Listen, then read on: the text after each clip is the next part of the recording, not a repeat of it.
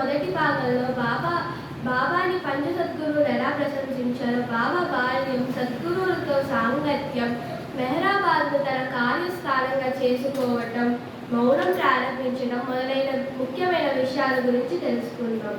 ఇప్పుడు ఈ రెండవ భాగంలో ముఖ్యమైన విషయాలు: బాబా ప్రారంభించిన సద్గురు బాబాజాన్ హై స్కూల్, ప్రేమ ఆశ్రమంలోని పిల్లలతో బాబా గడిపిన విశేషాలు, బాబా విదేశీ పర్యటనలు, ముఖ్యంగా బాబా మొదటి ఇంగ్లాండ్ పర్యటన, బాబాని గాంధీజీ రాజ్పుట్ నగర్లో దర్శనం తీసుకున్న మొదలైన విషయాల గురించి తెలుసుకుందాం. మెహరాబాద్లో మౌనం. బాబా ఒకసారి చెప్పారు, నా భౌతిక రూపం క్రిస్తుది, మొహమ్మదుది, బుద్ధుడిది, రాముడిది, కృష్ణుడిది, జోరాస్టర్ వంటి మొహల్లాగే భౌతిక రూపంలాగే ఉండేది. వాళ్ళందరికీ నా వంటి మొహము ఇంకా జుట్టు కలిగి ఉండేది. షరీన్ మాయి పార్సీల నుంచి చాలా వ్యతిరేకతను ఎదుర్కోవాల్సి వచ్చింది. వాళ్ళందరూ మేవాడికి పిచ్చి పట్టింది, అతను ఒక తప్పుడు గురువు అయ్యి ప్రజలందరినీ తప్పుడు మార్గంలో పెడుతున్నారు అనేవారు. షరీన్ మాయికి ఉన్న దృఢమైన వ్యక్తిత్వం కారణంగా ఆవిడ అలాంటి మాటలకు ఎప్పుడు తలొచ్చేవారు కాదు. షరియాజీ యొక్క టాడీ షాప్స్లో ఒక పార్ట్నర్ ములాగ్ అనే ఆయన చేరుతాడు. అయితే ఆయన షరియాజీకి చాలా నమ్మకంగా ఉండేవాడు. ఒకరోజు షరియాజీ, నేను మీ కొట్లన్నీ చూసుకుంటాను, ఒక అగ్రిమెంట్ చేసుకుందాము అంటారు. సరే అని చెప్పి ములాగ్ మీద నమ్మకంతో కాగితాల మీద సంతకం పెడతారు. కానీ ములాగ్ ఆ కాగితాలని తప్పుడు వాక్యాలతో ప్రింట్ చేసి ఆ షాపులన్నిటికీ ఓనర్ అయిపోతాడు. 26 ఫిబ్రవరి 1926 జంషెద్కి గుండెలో నొప్పి వస్తుంది. ఆయన తల్లిదండ్రులైన షరియాజీ ఇంకా షరీన్ మాయిలకు నమస్కరించి, బాబాయే దేవుడు, ఆయన్ని ఎప్పుడూ విడవద్దు అని చెప్తారు. 27 ఫిబ్రవరి 1966 ఆయనకి హార్ట్ అటాక్ వచ్చి ఆయన తుది శ్వాస వరకు బాబా బాబా అని జపించారు. బాబా దీని మీద, అతను నిజంగానే నా సహోదరుడు, కానీ ఆయన చనిపోలేదు, నాలో ప్రశాంతంగా విశ్రాంతి తీసుకుంటున్నారు అని చెప్పి మండలి వాళ్ళందరికీ లడ్డూలు పంచుతారు. బాబా ఒకసారి ఒక బంధువు యొక్క విందుకి రామూరి వెళ్తారు.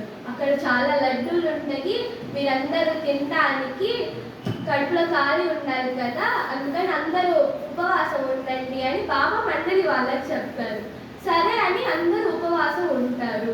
కానీ అక్కడికి వెళ్ళి చూస్తే లడ్డూలు ఉండవు. బాబా అప్పుడు దాకేతో, లడ్డూలు ఉంటాయి అని చెప్పి మండలి వాళ్ళందరినీ నేను ఉపవాసం ఉంచా కదా అంటారు. అప్పుడు ఇంకొక బంధువు వాళ్ళందరికీ విందు ఇంకా లడ్డూలు సిద్ధం చేస్తే అక్కడ అందరూ లడ్డూలని ఇంకా విందుని ఆస్వాదిస్తారు. బాబా ఒకసారి కొబ్బరికాయని 4 పార్ట్స్గా డివైడ్ చేయొచ్చు అంటారు. 3 కవరింగ్లు, లోపల ఉన్న నీళ్లు. బయట ఉన్న పీచు అనేది మన స్థూల శరీరాన్ని సూచిస్తుంది. దాని లోపల ఉన్న టెంక మన సూక్ష్మ శరీరాన్ని సూచిస్తుంది.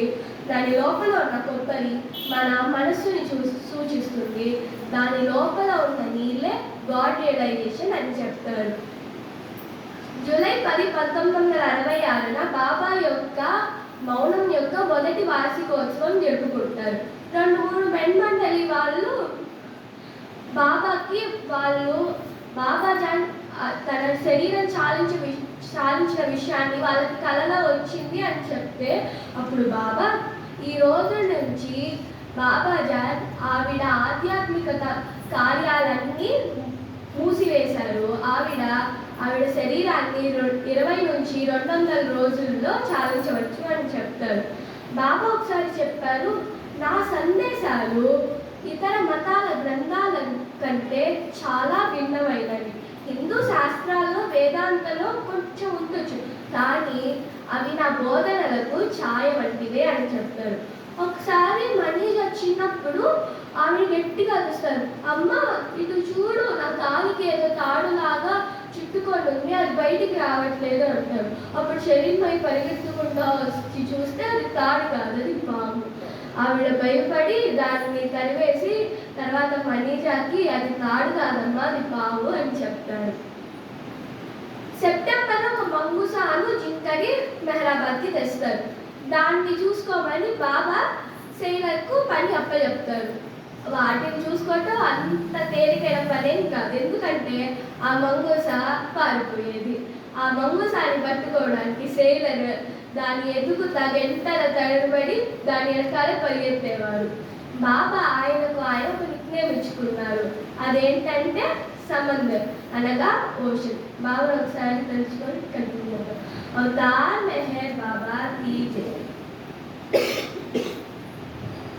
లోనావాలా అండ్ బాంబే. బాబా లోనావాలా వెళ్తున్నప్పుడు మాసాజీ ఇంకా చాంచి బాబా అనుమతి లేకుండా ఆహారం తీసుకుంటారు. అయితే వాళ్ళిద్దరు వచ్చిన తర్వాత బాబా అడుగుతారు, మీరు ఎక్కడికి వెళ్ళారు, ఏం చేసి వచ్చారు అని. బాబా మేము ఇలా ఆహారం తీసుకొని వచ్చాము అంటే నా ఆదేశాన్ని ఎందుకు పార్టీ లేదు అంటారు. బాబా ఆదేశం ఏంటంటే మెహరాబాద్ బయట మీరు ఏ ఆహారం పదార్థం కూడా తినకూడదు అని.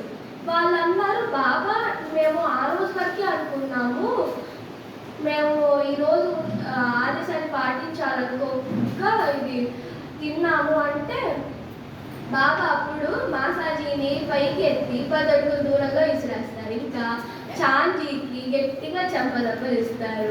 ఈ సంఘటన అప్పుడు చాంజీ ప్యాంట్లు తడిచిపోతాయి, కానీ ఎవ్వరు గాయపడరు. అందరూ వెనుబట్టగలి వాళ్ళు, బాబా ఇంత సన్నగా ఉంటారు, మాసాజీ అంత దృఢంగా ఉంటారు, బాబా అలాంటి వ్యక్తిని ఎలా విసిరేశారు అని చెప్పి అందరూ ఆశ్చర్యానికి గురవుతారు. బాబా సీక్రెట్ బుక్ ప్రకారం ఇలా చెప్పారు, దాంట్లో 300 పేజీలు మాత్రమే ఉంటాయి, కానీ అది తర్వాత నేను పెద్ద పెద్ద భాగాలుగా నేను విభజించి రాస్తాను, దాంట్లో మొత్తము రహస్యాలే, అది ఇప్పటి వరకు ఏ ప్రాఫిట్ కానీ ఏ గురువు కానీ చెప్పనివి అంటారు. అది ఒకసారి ఆ బుక్ని చదువుతారు, కానీ ఆయనకి ఏమీ గుర్తుండదు, కానీ అది మాత్రం వివిధ రకాల భాషల్లో రాసి ఉందని మాత్రం గుర్తుంది. బాబా చెప్పారు, ఇప్పుడు ఉన్న సర్కిల్ యొక్క బీజాన్ని నేను 400 ఏళ్ల క్రితమే శివాజీ నాటి కాలంలోనే నాటారు. ఇప్పుడున్న సర్కిల్ని మేనిఫెస్ట్ చేయడానికి నాకు ఇంకా 400 సంవత్సరాలు పట్టింది అని చెప్పారు. బాబా చెప్పారు, బెహ్రంజీ అఫ్జా ఖాన్కి డూప్లికేట్ అని. అఫ్జా ఖాన్ ఎవరంటే శివాజీ చేతిలో చనిపోయిన ఒక ఆర్మీ జనరల్. ఒకసారి బాబా చూసి అవతార్ మెహర్ బాబా కీ జై. ప్రేమ వాళ్ళని ఏడిపించింది.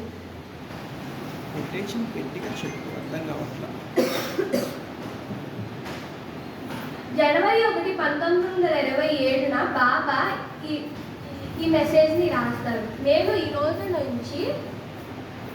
ఈ రోజు నుంచి రాయటము మానేద్దాం అనుకుంటున్నాను. నేను ఎప్పుడు మాట్లాడతానో ఎప్పుడు రాస్తానో అనేది ఒక పర్టికులర్ డేట్ అనేది ఉండదు, అది మొత్తం బాబాజాన్ మీద ఆధారపడి ఉంటుంది అంటారు. ముందు అక్షర ఫలకాన్ని ఒక పేపర్ మీద రాసి ఇస్తారు, తర్వాత దాన్ని ఒక కార్డ్బోర్డ్ మీద పెయింట్ చేస్తారు, చివరికి దాన్ని ఒక చెక్క ముక్క మీద పెయింట్ చేసి బాబాకి ఇస్తారు. బాబా ఆ అక్షర ఫలకాన్ని జనవరి 7, 1927 నుంచి వాడటం మొదలు పెడతారు. పాద్రి ఇంకా జాల్ వెళ్ళి మామిడికాయలు దొంగతనం చేయాలనుకుంటారు.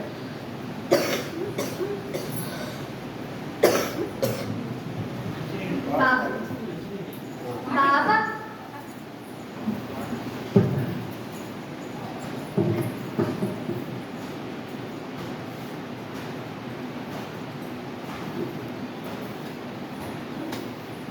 బాబా ముందు మాసాజీని బయట ఏం జరుగుతుందో చూడు అని చెప్పి పంపిస్తారు. ముందు ఆయనకి ఏం కనబడదు, తర్వాత ఆయన చూస్తే పాద్రి ఇంకా జాలు మామిడికాయలు దొంగతనం చేస్తూ ఉంటారు. మాసాజీని చూసి వాళ్ళిద్దరు పరిగెడతారు.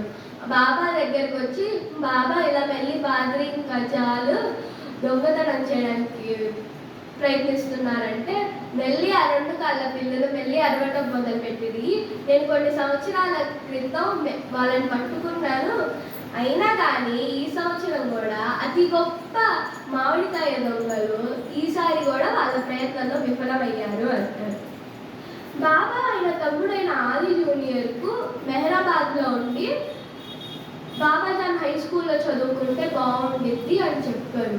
ఆది జూనియర్ ఒక్కసారిగా ఆశ్చర్యపోతారు. ఎందుకంటే ఆయన స్నేహితుడిని పూనాలో వదిలిపెట్టి రావాలని లేదు. ఇంకా మెహరాబాద్లో ఉండి ఎన్ని కష్టాలు పడాలో కూడా ఆయనకి తెలుసు. బాబా, నేను అంత మంచి స్కూల్ని వదిలేసి ఇక్కడికి వచ్చి చదువుకోవాలా అనగానే బాబా ఆది జూనియర్ వైపు కోపంగా చూస్తారు.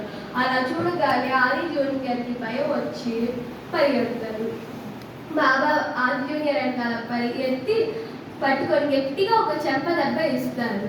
అప్పుడు, నువ్వు ఎంత అదృష్టవంతుడివో తెలుసా, నా దగ్గర చదువుకోవడానికి నువ్వు ఒప్పుకోవట్లేదు, నువ్వు ఇక్కడే ఉండి చదువుకుంటున్నావు, నువ్వేమన్నా సరే అని చెప్పంగానే ఇంకా ఆది జూనియర్ ఏం చేయలేక అక్కడ నుండి చదువుకుంటారు. ఒక స్కూల్ కుర్రాడు పేరు శివనారాయణ. ఆయన బాగా స్నానం చేస్తున్న నీరు దారలా వెళ్ళే దాంట్లో తల ముంచి లేపుతా ఉండేవారు. మండలి వాళ్ళు అడిగితే ఎందుకు ఇలా చేస్తున్నామని అడిగితే, నేను నా పాపాలన్నిటినీ బాబా యొక్క పుణ్యమైన స్నానపు నీటిలో కడిగేసుకుంటున్నాను అని చెప్తారు. అప్పుడు బాబా, నువ్వు అలా చెయ్యకు, నా పక్కన వచ్చి కూర్చో అని చెప్తారు. బాబా మీద నీళ్ళు ఎప్పుడు పోస్తారో అవి శివనారాయణ మీద కూడా పడేవి. ఒకసారి బాబాను తెలుసుకొని కంటిన్యూ చేద్దాం. అవతార్ మెహర్ బాబా కి ప్రేమాశ్రమం. కొంతమంది ఆశ్రమంలో ఉన్న పిల్లలు చాలా కదిలిపోతారు. దేనికి? బాబా యొక్క ప్రేమకి. వాళ్ళని మిగతా పిల్లల నుంచి విడదీస్తారు. అదే ప్రేమాశ్రమం యొక్క ఆరంభం.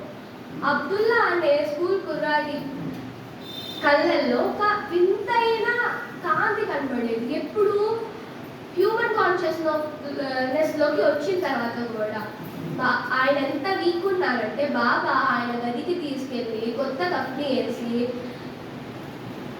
చోటా బాబా అని పేరు పెడతారు.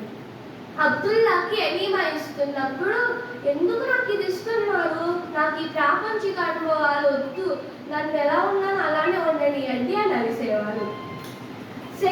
సెక్లూజన్లో బాబా ఉన్నప్పుడు బాబా ఓన్లీ ఒక ఫ్లాస్క్ కొని తెచ్చిన కాఫీ తాగేవాళ్ళు. ఆ కాఫీ కూడా మెహరాని చేసేవాళ్ళు. ఆ ఫ్లాస్క్ కొని కొండపైకి రోజు మెహరా లాహు అనే స్కూల్ అబ్బాయితో ఇచ్చి పంపించారు. కానీ రాహు మొదలకాల దాక్కొని సగం ఫ్లాస్క్ ఖాళీ చేసి బాబాకి ఇచ్చేవారు. అయితే ఏకాంతవాసం పూర్తయిన తర్వాత బాబా మెహరాన్ అడుగుతారు, నేను ఫ్లాస్క్ నిండా పంపించమన్నాను కదా, ఎందుకు సగమే పంపించాను అంటే, బాబా నేను మొత్తం పోసే పంపించాను, ఎలా సగం వచ్చినా నాకు తెలియదంటే, అప్పుడు రాహు బాబా నేనే తాగి పంపిస్తున్నాను బాబా అనగానే బాబా నవ్వుతా, ఆహా అయితే నేను ఇన్ని రోజులు రాహు యొక్క ప్రసాదాన్ని తాగుతున్నానా అన్నారు. ఒక్కొక్కసారి ప్రేమాశ్రమం యొక్క పిల్లలు ఎంత భరించలేని అనుభవాన్ని ఉంటారంటే, ఒకసారి వాళ్ళు బాబా యొక్క కమాలి కోట్ని కూడా చించేస్తారు. అప్పుడు బాబా దాన్ని కుట్లేయమని చెప్తారు. ఇంకొక రోజు బాబాని రిక్షాలో లాక్కెళ్తూ ఉంటారు. అప్పుడు వాళ్ళు ఎంత స్పీడ్గా లాక్కెళ్తారంటే బాబా కింద పడి బాబాకి బాగా గాయాలు కూడా అవుతాయి.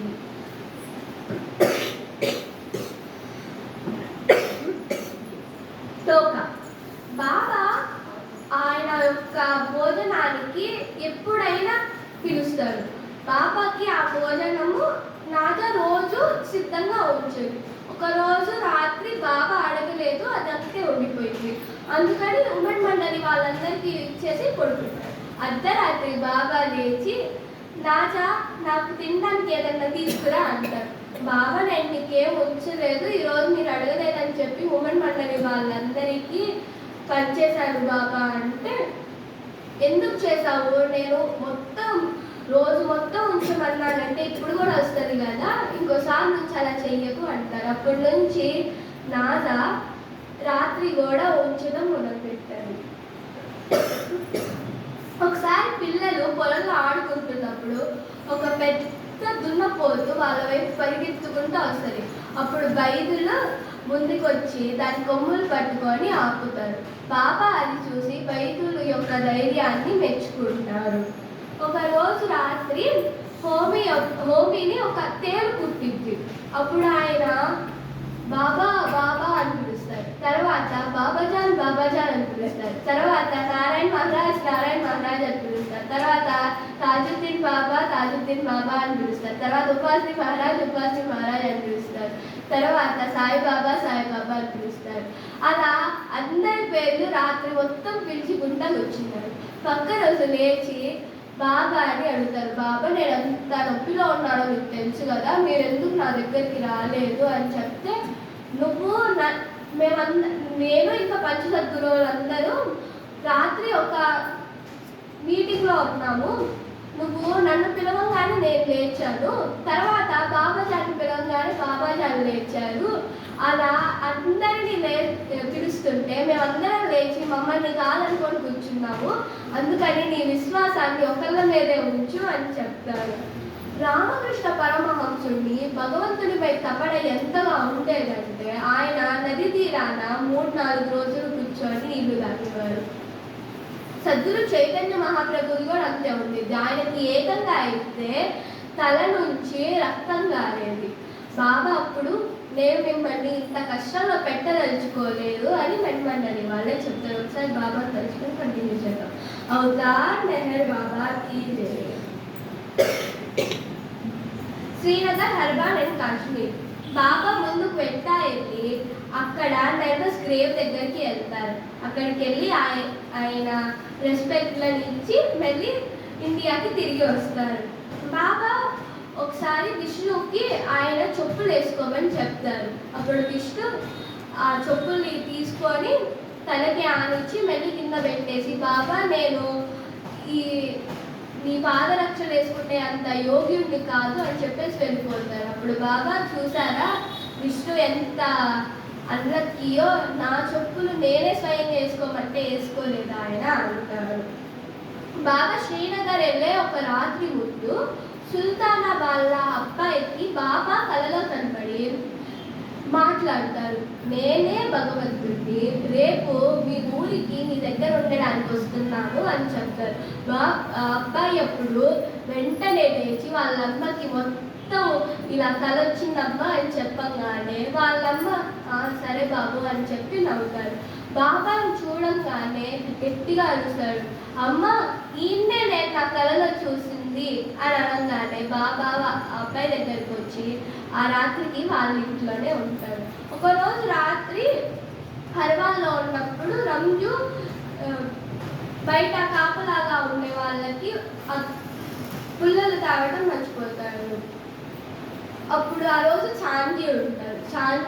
చాందీకి ఏదో జంతువు అతని వైపు వస్తున్నట్టు అనిపించింది. అప్పుడు బాబా, నాకు చాలా భయంగా ఉంది బాబా, ఏదైనా జంతువు వస్తే ఏంటి నా పరిస్థితి అంటే, ఎందుకు భయం, సపోజ్ ఏదైనా పులొచ్చిందనుకో నిన్ను దాని మీద కూర్చోబెట్టి సవారీ చేయిస్తాను అంటారు. బాబా, వద్దు బాబా అంటారు. సరే అయితే దాన్ని నీ మీద కూర్చోబెట్టి సవారీ చేయిస్తాను అంటారు. బాబా, నన్ను వదిలేయండి బాబా, నేను ఇంకోసారి అలా ఉండదు అని చెప్తారు.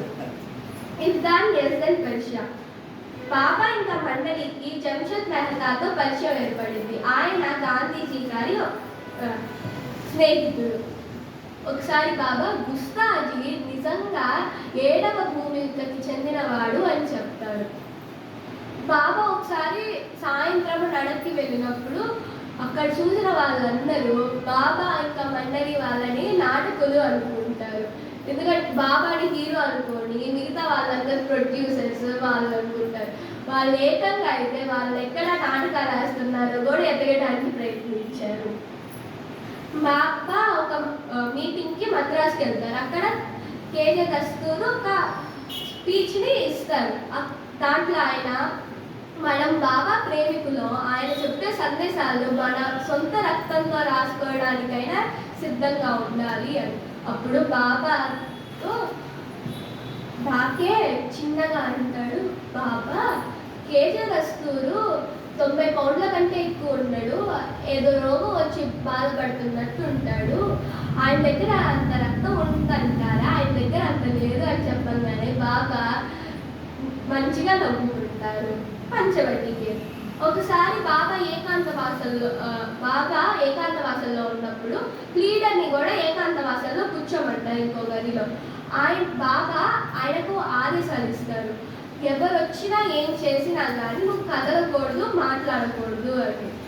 ఒకరోజు అలానే లీడర్ కూర్చున్నప్పుడు పైనుంచి ఒక పెద్ద కోబ్రా ఏలాడటం చూస్తారు.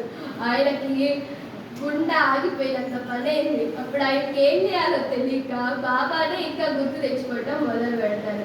తర్వాత కొద్దిసేపటి అయిన తర్వాత సిద్ధు పాలు పోయడానికి వచ్చినప్పుడు లీడర్ పైకి చూస్తే ఆయనకు ఆ పాము కనబడి అక్కడికక్కడ మతి తిరిగిపోయింది ఆయనకి. అప్పుడు ఆయన కొంచెం ధైర్యం తెచ్చుకొని పెండు ఇంకా చక్కని పెంచి వాళ్ళతో ఆ పావుని చంపిస్తారు.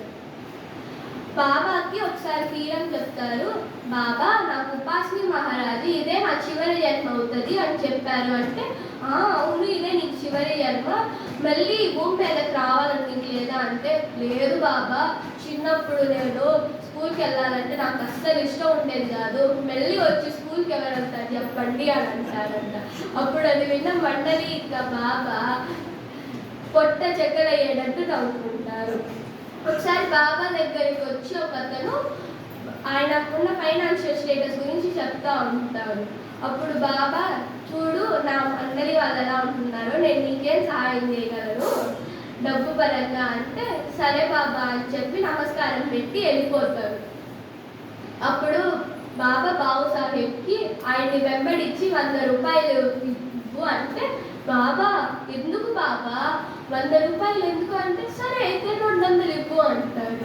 అప్పుడు బాబా సాహెబ్ సైలెంట్గా ఉంటారు, ఎందుకంటే ఇంకో మాట మాట్లాడిన ఆయన 200 కాస్త 500 అవుతాయి అని తెలుసు. అందుకని ఆయన వెంబడించి 200 రూపాయలు ఇస్తారు. సెప్టెంబర్ 21, 1931 బాబాజాన్ ఆవిడ శరీరాన్ని చాలించారు. ఒకసారి బాబాను తలుచుకొని కనిపించారు. అవతార్ మెహర్ బాబా తీజే సరే అన్నారు. బాబాని గాంధీజీ గారు ఓడలో ముందుగానే కలుస్తారు. తర్వాత చాందీకు ఉత్తరం రాస్తారు, నాకు బాబాని చాలా కలవాలని ఉంది, నువ్వు ఎలా అన్నా తీసుకురావాలి, ఆయన్ని నువ్వు ఎత్తుకొని తీసుకొచ్చే పరిస్థితుల్లో అన్నా నా దగ్గర తీసుకురావాలి అని రాస్తారు. బాబా ఎప్పుడు ఒక మంచి చిన్న పిల్లాడి కోసం ఎతకమని చెప్తూనే ఉండేవారు. ఇస్తాంబుల్ వెళ్ళినప్పుడు కూడా వెతకటము మండలి వాళ్ళు కొనసాగించారు. అప్పుడు ఒక అబ్బాయిని బాబా దగ్గరికి తీసుకొస్తే వాళ్ళు ముస్లిమ్స్ మాంసం తింటారు కాబట్టి బాబా మాంసం తినమని చెప్తారు. బాబా మాంసం తినకపోవటం చూసి, బాబా తినట్లేదు కదా నేను తిన్ను అని చెప్తారు. బాబాకి అతనిలో ఉన్న మంచి క్వాలిటీ నచ్చింది. బాబా ప్యారిస్లో ఉన్నప్పుడు మెన్మండలి వాళ్ళతో ఇక్కడ శుద్ధ పూజల శక్తి ఉంది అని చెప్పారు. అప్పుడు దాన్ని చిన్నపిల్లలైన కిమ్మను డెలియా వింటారు. వాళ్ళు విని మనం బాబాని ఎలా రక్షించాలి అని చెప్పి రాత్రి మొత్తం బాబా రూమ్ బయట కూర్చొని పాటలు పాడుకుంటూ కూర్చుంటారు. బాబా పొద్దున్నే లెగవంగానే కిమ్మని డెలియా వెళ్ళి, బాబా ఇలా మేము రాత్రి మొత్తం కూర్చున్నాము అని చెప్తే బాబా వాళ్ళు చేసిన అమాయకమైన పనికి బాగా సంతోషిస్తారు. బాబా షిప్లో ప్రయాణిస్తున్నప్పుడు ఒక డాక్టర్ ఆయన్ని ఒక ఆధ్యాత్మిక పురుషుడు లాగా కనుక్కుంటారు. బాబా అయినా కానీ ఎంఎస్ ఇరానీగానే ప్రయాణిస్తున్నారు. అప్పుడు ఆయన ఇలా ఇక్కడ ఉన్న వాళ్ళకి ఒక సందేశాలాగా ఇవ్వండి బాబా అని చెప్తారు. అప్పుడు బాబా నేను ఇవ్వను అంటారు. ప్లీజ్ బాబా అని చాలాసేపు బతిమలాడితే, సరే 6-7 ఇస్తానులే అని చెప్తారు. 6-7 కాస్త 100 నుంచి 200 మంది అవుతారు. బాబా అప్పుడు 15 నిమిషాలే సందేశం ఇవ్వడానికి ఒప్పుకుంటారు. అందుకని ఆ 15 నిమిషాలు అక్షర పలకం ద్వారా సందేశాన్ని ఇస్తుంటే చాందీ చెప్పేవారు. ఇండియా కేజే దస్తూర్కి బాబా మీద చాలా కోపం పెరిగింది. ఎందుకంటే ఆయన్ని బాబా ప్రయాణాలు చేసేటప్పుడు తీసుకెళ్ళలేదు అని. అందుకని ఆ కోపంతో ఆయన బాబా మీద తప్పుడు ప్రచారం చేయటం మొదలు పెడతాడు. ఇక్కడ ఆపుకుందాం. అవతార్ మెహర్ బాబా కీ జై.